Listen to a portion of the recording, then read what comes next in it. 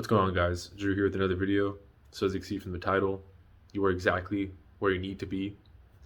To elaborate on that, it's an accumulation of decisions and choices that led you to the point where you are at this very moment, whether that be financially, through relationships, mentally, just on all facets. Be either a good or a bad thing. There's some people who, unfortunately they're homeless on the street, and it could be due to circumstances they had no control over, or maybe they had complete control over, but for whatever reason, they're there.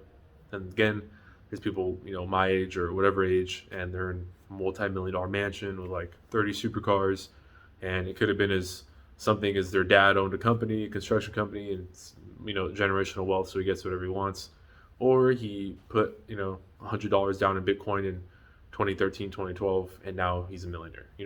There's so many reasons and routes in life that can take you to where you are, and the decisions you make will lead to the outcome.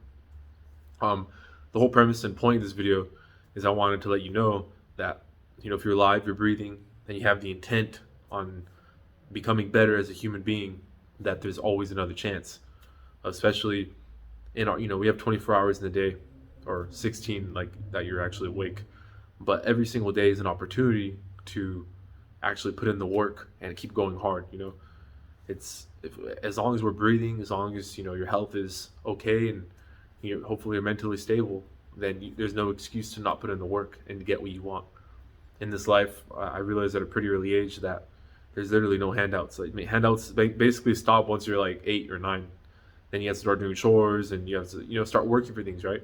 I mean, at least I hope, if you're being raised right.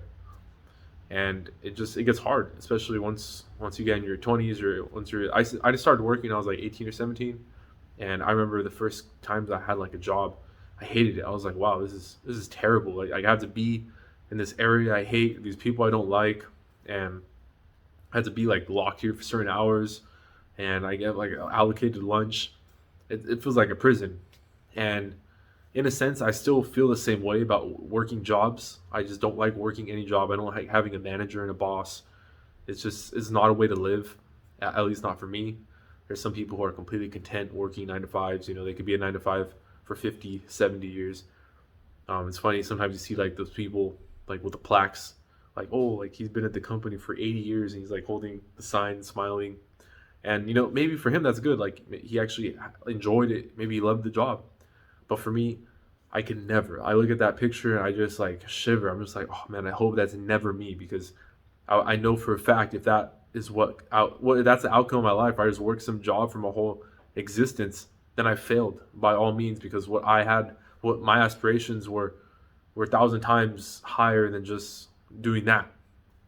Again, for me, this is super personal, because someone else could, they could be happy doing that, and that's fine.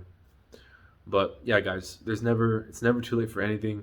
I honestly can't remember the name of the inventors, but a lot of the greatest inventions of man were made by men in their early 40s and 50s.